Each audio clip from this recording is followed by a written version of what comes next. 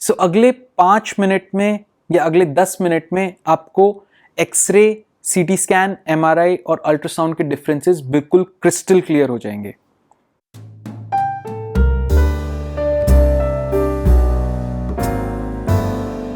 अगर आप डॉक्टर के पास जाते हैं और वो कोई इन्वेस्टिगेशन ऑर्डर करता है इन टर्म्स ऑफ एग्जामिनेशन, तो सबसे ज़्यादा कॉमन होते हैं एक्सरेज एंड अल्ट्रासाउंड्स।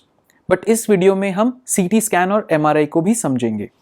तो अगर हम एक्सरे की बात करें तो एक्सरे बेसिकली एक रेडिएशन बेस्ड डिवाइस है, मीनिंग इसमें रेडिएशन प्रोड्यूस होती है। और होता क्या है कि जब रेडिएशन प्रोड्यूस होती है तो आपकी बॉडी को सामने रखा जाता है एक्सरे के, और आपकी बॉडी के पीछे होता है या बॉडी पार्ट के पीछे होता है एक एक्सरे प्लेट जिसको कहते हैं, फोटोग्राफिक और रेडियो प्लेट जिसको कहते हैं, वो रखी होती है उसके पीछे। तो रेडियोग्राफिक प्लेट रखी होती है। अब होता क्या है, जब एक्सरेज आते हैं तो जो पार्ट्स ऑफ द बॉडी, जो tissues of the body X rays को एब्जॉर्ब कर लेते हैं, वो ब्राइट वाइट अपीयर होते हैं एक्सरे में, क्योंकि उन्होंने एक्सरेज को एब्जॉर्ब कर लिया है। बट कुछ पार्ट्स होते हैं जो एक्सरे को ट्रांसफर कर देते हैं, जो ट्रांसमिट कर देते हैं। वो parts of the body appear होते हैं डार्क ग्रे, लाइट ग्रे या फिर ब्लैक।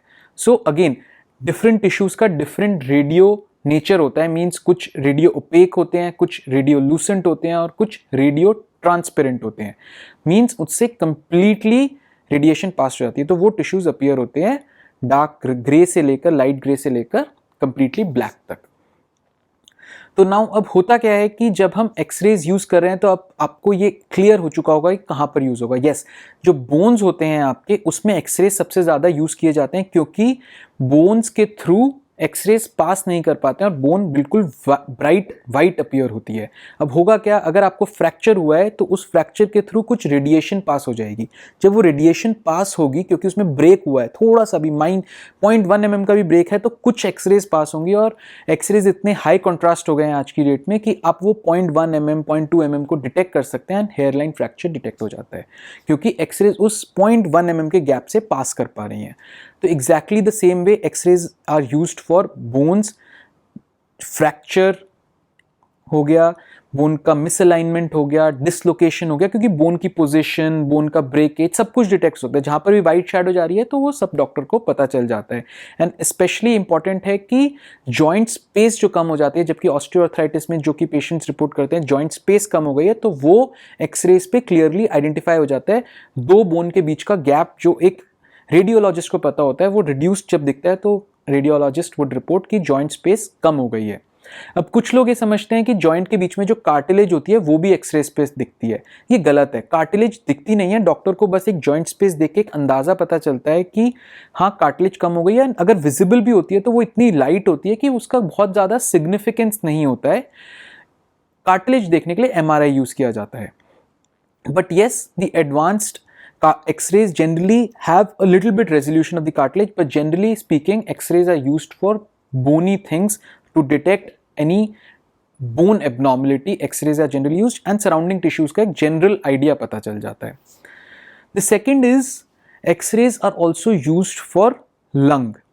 लंग मतलब चेस्ट कैविटी के लिए। आपको डॉक्टर्स जनरली कभी बोला होगा चेस्ट एक्सरे कराने के लिए। अब चेस्ट एक्सरे में भी होता वही सेम कॉन्सेप्ट है, आपके चेस्ट के थ्रू एक्सरेज पास करी जाती हैं और एक रेडियोग्राफ जनरेट किया जाता है। अब होता क्या है कि कुछ एब्नॉर्मलिटीज में चेस्ट की जो लंग की शैडो होती है उसमें रेडियोलूसेंट ऑब्जेक्ट्स आ जाते हैं, रेडियोलूसेंट सिग्निफिकेंट फाइंडिंग्स होती हैं, जैसे कि ट्यूबरकुलोसिस में होता है हाइलर लिम्फेडेनोपैथी बोलते हैं या फिर हाइलर शैडोज बोलते हैं, वो दिख जाते हैं। लिम्फ नोड्स दिख जाते हैं कभी कभी, ट्यूबरकुलोसिस में बहुत कॉमन है। देन सार्कोइडोसिस और बहुत सारे ऐसे डिजीजेज हैं जिसमें लंग की शैडो में कुछ डार्क ग्रे या वाइटिश पैचेस दिख जाते हैं। तो जब ये दिखते हैं तो हम आइडेंटिफाई कर पाते हैं कि कौन सी डिजीज है। कभी अगर completely dark black lung field आ रही है चेस्ट एक्सरे पे तो इसका मतलब और सिवियरिटी है, क्योंकि वो न्यूमोथोरैक्स हो गया है, एयर भर गई है लंग में और लंग कंप्रेस हो गया है, टेलेक्टासिस हो गया है या लंग कंप्रेस हो गया है।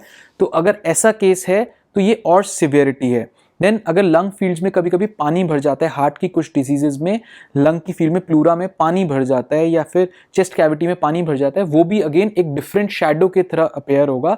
एंड एक नॉर्मल चेस्ट एक्सरे डॉक्टर को पता है, एक रेडियोलॉजिस्ट को पता है, उससे जब वो डिफरेंशिएट करके अपने एक्सपीरियंस के थ्रू आइडिया लगाते हैं कि ये कुछ अलग लग रहा है तो दे रिपोर्ट की वाटर है या कोई शैडो है और वो एक फाइंडिंग को रिपोर्ट करते हैं। तो तो ऐसे ही लंग की डिजीजेज में भी एक्सरे बहुत इंपॉर्टेंट है। थर्ड सबसे ज़्यादा इंपॉर्टेंट चीज़ जहाँ पर एक्सरेज यूज़ करते हैं हम होता है स्टोन्स के लिए। तो होता क्या है, एक्सरे केयू भी बोलते हैं, किडनी यूरेटर ब्लैडर। तो स्टोन्स उस केस में अपीयर हो जाती हैं। अब यहाँ पर वही स्टोन्स अपीयर होती हैं जो रेडियो ओपेक होती हैं। Generally calcium stones radio OPEC होती हैं, रेडिएशन पास नहीं करने देती हैं। तो जब एक्सरे करते हैं तो वो स्टोन्स एकदम से निकल के बाहर आ जाती हैं, दिख जाती हैं एक वाइट स्पॉट्स की तरह, वाइट बॉल्स की तरह, या डिफरेंट जो भी शेप होती है उसकी, रॉड या फिर स्मॉल बॉल्स की तरह वो अपीयर हो जाती है एक्सरेज में। एक्सरे एब्डोमेन भी किया जाता है अगेन। बट ये समझना बहुत ज़रूरी है कि एक्सरेज वहाँ पर इंपॉर्टेंट है जहाँ पर हम कोई शैडो ऑब्जर्व कर सकते हैं। एक टिश्यूज़ के बीच में दूसरे टिश्यू के बीच में डिफ्रेंशिएट नहीं कर सकते हैं, एक शैडो हो गई, कैल्सिफिकेशन हो गई है, या फिर जो भी कोई ऑब्जेक्ट उस फील्ड में आ गया है जो कि अलाउ नहीं कर रहा है रेडिएशन को पास करने के लिए और डिफ्रेंशिएट कर पा रहा है, वहीं पर ही हम एक्सरेज को यूज़ कर सकते हैं। अब एक्सरेज का एक्सटेंशन होता है सीटी स्कैन। अगर हम जनरली बात करें तो एक्सरेज 2D होते हैं एंड सीटी स्कैन 3D होते हैं। क्यों? क्योंकि अगर आपने देखा होगा सीटी स्कैन का एक सर्कुलर राउंड रिंग होता है, तो बेसिकली 360 डिग्री से एनालाइज किया जाता है एक सीटी स्कैन में एक पेशेंट को, एंड हेंस वो हाई रेजोल्यूशन भी होते हैं सीटी स्कैन्स। कॉन्सेप्ट सेम है, सीटी स्कैन में भी रेडिएशन ही यूज हो रही है, बट ये हाई रेजोल्यूशन है और एक 360 डिग्री एंगल और 360 डिग्री एक्सिस पे रेडिएशन थ्रो करके सेम इमेजरी जनरेट करी जा रही है। बट क्योंकि ये हाई रेजोल्यूशन है, 3D है, हाई पावर है, एक्सरेज की जो पावर है वो बेसिकली एक्सरे मशीन्स में कम होती है और रेडिएशन की पावर सीटी स्कैन्स में ज़्यादा होती है, तो हेंस जो रेजोल्यूशन आता है, जो इमेजरी आती है वो बेटर आती है। तो ऑब्वियसली बोन्स के लिए तो यूज़ करा जा सकता है, लेकिन बोन्स के लिए एक्सरेज भी डिसेंटली गुड इनफ है, तो सीटी स्कैन की जनरली ज़रूरत नहीं पड़ती है। बट सीटी स्कैन्स कहाँ पर यूज़ हुए हैं, जैसे कि कोविड में आपने देखा होगा बहुत ज़्यादा जगह सीटी स्कैन्स यूज़ हुए थे। हम HRCT, NCCT चेस्ट कराया था बहुत डॉक्टर्स ने। क्यों कराया था? क्योंकि चेस्ट में कुछ फील्ड्स दिख रहे थे, कुछ स्पॉट्स दिख रहे थे, ट्रांसल्यूसेंट वाइट स्पॉट्स दिख रहे थे, जिसको कैलकुलेट करके डॉक्टर्स ये एनालाइज कर पा रहे थे कि पेशेंट को कितना लंग डैमेज है। एंड हेंस कोविड के केसेस में चेस्ट में सीटी स्कैन में अगेन कुछ शैडोज दिखे थे, रेडियोलूसेंट या रेडियोपिक शैडोज दिखे थे, जिसके थ्रू रेडिएशन पास नहीं हो पा रही थी, एंड हेंस चेस्ट के सीटी स्कैन कराए गए थे। अब सीटी स्कैन की ही एक एक्सटेंशन होती है जो कि होती है कॉन्ट्रास्ट एनहांस सीटी स्कैन या सीटी एंजियो, अभी कभी कभी आपने सुना होगा। उसमें होता क्या है कि एक रेडियो ओपेक डाई, एक ऐसा केमिकल आपकी वेन्स में, आपके ब्लड में डाला जाता है जिससे कि रेडिएशन पास नहीं हो पाती है। अब होता क्या है कि जब वो डाई जाती है, ब्लड में सर्कुलेट होती है, तो वो हार्ट को, जो आपकी ब्लड वेसल्स हैं जो हार्ट को ब्लड सप्लाई करती हैं, उसमें भी वो जाता है। जब वो वहाँ पर चले जाता है तो होता क्या है कि आपकी, अगर उस टाइम पे सीटी स्कैन करते हैं तो वो एरिया में जो ब्लड वेसल्स हैं वो ब्राइट वाइट दिखती हैं। क्यों दिखती हैं? क्योंकि उसमें रेडियो ओपेक डाई जा रहा है। अगर नॉर्मली वहां पर सीटी स्कैन करेंगे तो ब्लड वेसल्स दिखेंगी भी नहीं, क्योंकि वो रेडियो लूसेंट या रेडियो ट्रांसपेरेंट है, उसके थ्रू रेडिएशन पास करे जा रही हैं। लेकिन जैसे ही रेडियो ओपेक डाई डाल दी तो आपको वो ब्लड वेसल्स चमकने लग जाती हैं एक सीटी स्कैन पे, और जब वो चमकने लग जाती हैं तब उस टाइम पे अगर कोई कंस्ट्रक्शन है, कोई ऑब्स्ट्रक्शन है, कहीं पर दबी हुई है ब्लड वेसल ऑब्स्ट्रक्शन है, सो जो वाइट शैडो है वो सडनली कम हो जाएगी। क्यों? वो जा रही है, कंस्ट्रक्शन हो गई सडनली, एंड कंस्ट्रक्शन जब होती है तो वो वाइट शैडो, जो मोटी लाइन जा रही थी, वो सडनली पतली हो गई। तो इसका मतलब इस पे ऑब्स्ट्रक्शन है, और इस बेसिस पे डॉक्टर्स ये एनालाइज कर पाते हैं कि ये कंस्ट्रक्शन जो है, ऑब्स्ट्रक्शन है, वो 90% है, 80% है, 70% है, 60% है, या फिर ये सिग्निफिकेंट इनफ है कि जिसमें हमें कुछ एनालिसिस करने की ज़रूरत है या नहीं। तो ये होता है contrast enhanced CT scan. Generally Covid के केसेस में भी HRCT स्कैन हुआ था, high resolution contrast CT scan हुआ था, जिसमें कि एक डाई इंजेक्ट करी गई थी आपकी बॉडी में, जिसके थ्रू क्या होता है, लंग फील्ड्स इल्यूमिनेट हो गई थी और उसमें क्लैरिटी से दिख गया था। तो अगेन अगर हम समझे एक्सरेज और सीटी स्कैन्स को, तो सीटी स्कैन 3D इमेजरी है, ये कॉस्टली टेक्निक होती है, इसलिए डॉक्टर्स जनरली एक्सरे बोलते हैं। ये लेस एक्सपेंसिव होती है, तो इसलिए डॉक्टर्स मैक्सिमम जगह पे प्रेफर करते हैं एक्सरेज को करना। लेकिन जहाँ पर एक्सरेज पे प्रॉपर रिजल्ट नहीं आता और डॉक्टर्स अज्यूम करते हैं कि सीटी स्कैन पे प्रॉपर आएगा, तो doctors generally advice for CT scan. जैसे कि कोविड के केसेस में क्या हुआ था कि एक्सरेज पे प्रॉपर व्यू नहीं आया था लंग का। अगर कोई चेस्ट एक्सरे करा रहा था तो उसको वो शेडोज नहीं दिख रहे थे, इसीलिए HRCT कराया, जिसमें हाई रेजोल्यूशन सीटी स्कैन कराया, जिसमें कि आपको लंग फील्ड्स में जो प्रॉब्लम है वो डिस्टिंक्टली आइसोलेट हो चुके थे। सो सीटी स्कैन एक और जगह यूज किया जाता है, सीटी स्कैन हेड के लिए। सो बेसिकली होता क्या है, अगेन हेड में बोन जो होती है, आपकी स्कल होता है, उसको सीटी स्कैन अच्छी तरह आइसोलेट कर पाता है, और स्कल के साथ एसोसिएटेड कोई कंट्यूजन हुआ है, कोई सब एरिकनॉइड हेमरेज हुआ है, कोई इंजरी हुई है, वो इजीली आइसोलेट हो जाती है, क्योंकि उसमें एक कैविटी दिख जाती है या फिर फ्लूइड फिल्ड स्पेस दिख जाती है, कुछ स्वेलिंग है, वो इजीली आइडेंटिफाई हो पाती है, क्योंकि उसमें रेडियो ट्रांसल्यूसेंसी आ चुकी होती है, मीनिंग उसमें से रेडिएशन प्रॉपरली पास नहीं कर पाती हैं। तो हेंस सीटी स्कैन हेड भी करा जाता है, जिसमें कि ये पता चलता है कि हेड में कोई इंजरी तो नहीं है। अगेन जब डॉक्टर्स सीटी स्कैन हेड कराते हैं तो ब्रेन के बारे में कोई इंफॉर्मेशन नहीं पता चलती है, क्योंकि ब्रेन कंप्लीटली रेडियो ट्रांसपेरेंट है। तो सीटी स्कैन पे ये आइडेंटिफाई नहीं कर पाते हैं कि डिफरेंट ब्रेन टिश्यू में क्या प्रॉब्लम है, बस स्कल को देखा जाता है, जिसमें कि हमें पता चल जाता है कि क्या प्रॉब्लम है, या फिर what is the exact problem with in the skull, या फिर वहां पर कोई इंजरी तो नहीं है। नाउ अब चलते हैं एमआरआई पे। अब एमआरआई एक्सरे और सीटी स्कैन से कंप्लीटली डिफरेंट है। क्यों? क्योंकि एमआरआई में हम रेडिएशन नहीं यूज करते हैं। एमआरआई में होती है मैग्नेटिक फील्ड। आपने देखा होगा एक बहुत बड़ी सी लंबी सी मशीन होती है, इसमें क्या होता है, मैग्नेटिक फील्ड होती है। अब ये वर्क कैसे करता है, होता क्या है कि आपकी बॉडी में वाटर कंटेंट है, हर ऑर्गन हर टिश्यू में डिफरेंट वाटर कंटेंट है, और वाटर कंटेंट मीनिंग प्रोटॉन है। तो बेसिकली होता क्या है कि ये प्रोटॉन वाटर मिलके एक मैग्नेटिक फील्ड बनाते हैं, पूरा मैग्नेटिज्म बनाते हैं, जिसकी वजह से एक मैग्नेटिक इमेज बनती है। तो अगर इजी शब्दों में हम समझने की कोशिश करें तो एवरी टिश्यू, हर ऑर्गन आपकी बॉडी का एक मैग्नेटिक इमेज बनाता है, जो कि डिफरेंट होती है, जो कि डिपेंडेंट होती है उस ऑर्गन या टिश्यू के वाटर कंटेंट पे, जो कि एब्सोल्युटली डिफरेंट है। एंड हेंस आप मैग्नेटिक रेजोनेंस इमेजिंग एमआरआई पे आप क्या चेक कर सकते हैं, आप सॉफ्ट टिश्यूज चेक कर सकते हैं। सॉफ्ट टिश्यूज का मतलब है कि जैसे आपके हो गए लिगामेंट्स, आपके हो गए मेनिस्कस, टेंडन्स, देन हो गए आपके इन्फ्लेमेशन आप चेक कर सकते हैं, स्पाइनल कॉर्ड को चेक कर सकते हैं, नर्व कंप्रेशंस को चेक कर सकते हैं, नर्व इंजरीज को चेक कर सकते हैं, स्पेशली ब्रेन को भी देख सकते हैं। क्यों? क्योंकि different parts of the brain से डिफरेंट मैग्नेटिक इमेज जनरेट हो रही है based on the water content of different parts of the brain. तो आप फ्रंटल लोब में क्या हिस्सा है ब्रेन का, बैक ऑफ द ब्रेन में ऑसिपिटल लोब में क्या है, कॉर्टेक्स को देख सकते हैं आप, एमिगडाला, लिम्बस, सब कुछ आप देख सकते हैं ब्रेन में डिस्टिंक्टली। एमआरआई ब्रेन के द्वारा, सीटी स्कैन में नहीं दिखेगा। सीटी स्कैन में स्कल प्रॉपरली दिखता है, बोनी पार्ट्स दिखते हैं, वहां पर ब्लड इकट्ठा हो गया है तो वो दिख जाएगा।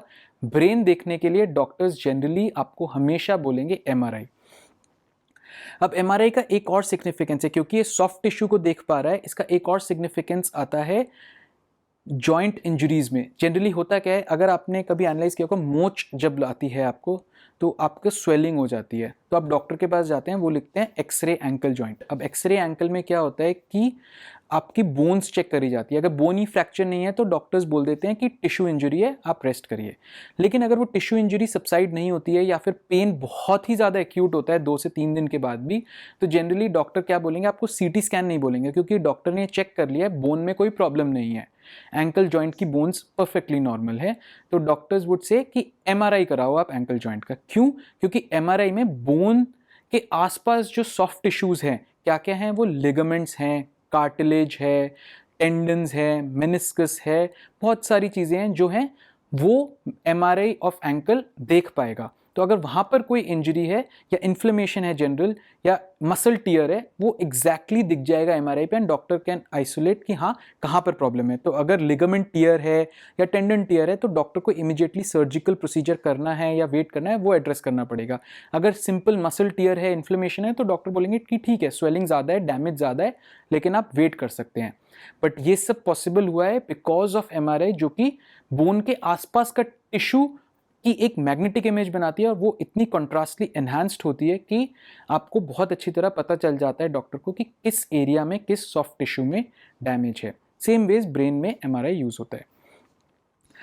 नाउ ये तो हो गया x ray, CT scan and MRI. अब इसके अलावा एक और टेक्नोलॉजी है अल्ट्रासाउंड, जो कि बहुत पॉपुलरली यूज होती है। अब अल्ट्रासाउंड में होता क्या है कि इसमें ना तो रेडिएशन है ना मैग्नेटिक फील्ड है, इसमें अल्ट्रासोनिक वेव्स होती हैं। अब अल्ट्रासोनिक वेव्स क्या करती हैं, ये जाती हैं और रिफ्लेक्ट बैक हो जाती हैं।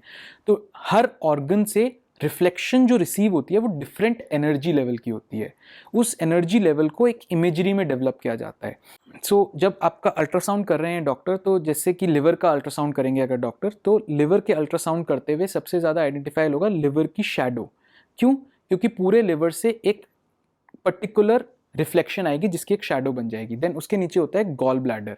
अब गॉल ब्लैडर की शैडो कंप्लीटली अलग होगी।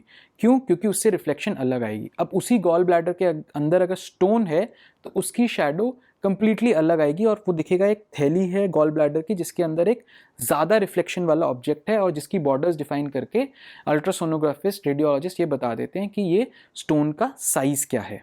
तो ये हो गया अल्ट्रासाउंड का प्रिंसिपल। ना अल्ट्रासाउंड और भी जगह हम यूज़ करते हैं स्टोन्स के लिए। जैसे कि मैंने बताया कि एक्सरेज में कैल्शियम स्टोन्स इजीली होते हैं, लेकिन अल्ट्रासाउंड में हर तरह के स्टोन्स देख सकते हैं। कैसे? क्योंकि रिफ्लेक्शन है। तो डॉक्टर्स जनरली आइडेंटिफाई करते हैं कि हाँ अच्छा ऐसी किडनीज हैं, ऐसी यूरेटर्स हैं, बट बीच में देखते हैं ओके यहाँ पर ये शैडो रिफ्लेक्शन ज़्यादा आ रही है, तो वो कंप्लीटली आइसोलेट कर पाते हैं कि हाँ यहाँ पर स्टोन्स हैं कि नहीं है। देन प्रेगनेंसी के टाइम पे अल्ट्रासाउंड इन्वेस्टिगेशन ऑफ चॉइस है। बेबी को देखने के लिए, एंडोमेट्रियल लाइनिंग देखने के लिए, हर चीज़ के लिए अल्ट्रासाउंड किया जाता है क्योंकि ये कंप्लीटली सेफ है। प्रेगनेंसी में आप एक्सरे से विमेन को नहीं एक्सपोज कर सकते हैं, तो जब एक्सरे से एक्सपोज नहीं कर सकते हैं तो ultrasound he investigation of choice होता है। इनफैक्ट जेनिटल एरियाज में एक्सरेज वैसे भी अवॉइड किया जाता है। Ultrasound is the investigation of choice जिसमें कि मैक्सिमम चीज़ें इजीली पता चल जाती हैं, स्पेशली सो इन प्रेगनेंसी जहाँ पर कि कॉन्ट्रा इंडिकेटेड एक्सरेज, क्योंकि X-rays, CT scan, radiation DNA damage कर देते हैं and it is very harmful throughout the pregnancy. तो hence ultrasounds are the investigation. In fact जो 2D एको करते हैं हम हार्ट का, वो हार्ट के एको में भी अल्ट्रासाउंड यूज़ किया जाता है। अल्ट्रासोनिक वेव्स होती हैं जिससे कि हार्ट की इमेजरी जनरेट हो जाती है and hence ultrasounds are also a very popular investigation ordered by doctors. तो फ्रेंड्स, आई होप इस वीडियो के बाद आपको 100% क्लैरिटी होगी कि एक्सरेज क्या है, सीटी स्कैन क्या है, एमआरआई क्या है और अल्ट्रासाउंड क्या है, क्यों आपका डॉक्टर या क्यों आपके डॉक्टर आपको ये इन्वेस्टिगेशन बोल रहे हैं या करने के लिए फोर्स कर रहे हैं या करने के लिए एडवाइस कर रहे हैं। एंड हेंस नेक्स्ट टाइम आप हमेशा एड्रेस करेंगे कि डॉक्टर ने बोला है तो उसके पीछे कोई साइंस होगी एंड ये उसकी साइंस है और आपको पता है कि कौन से टिश्यू के लिए या किस ऑर्गन ऑफ बॉडी के लिए कौन सी इन्वेस्टिगेशन है। अगर आप डिटेल में जानना चाहते हैं किसी टॉपिक के लिए तो प्लीज़ कमेंट्स में लिखिए। जैसे ही मेरे को 100 कमेंट्स मिल जाएंगे कि हाँ ये टॉपिक के बारे में वीडियो बनाइए, इस x ray, CT scan, MRI, ultrasound, मैं एक स्पेशल टॉपिक, एक वीडियो बना दूंगा उस इन्वेस्टिगेशन के बारे में to understand it in more depth. So friends, अगर आपको मेरा वीडियो पसंद आया तो प्लीज़ इसको लाइक करिएगा, शेयर करिएगा, सब्सक्राइब करिएगा और मेरे अगले वीडियो का ज़रूर इंतज़ार करिएगा। थैंक यू एंड धन्यवाद।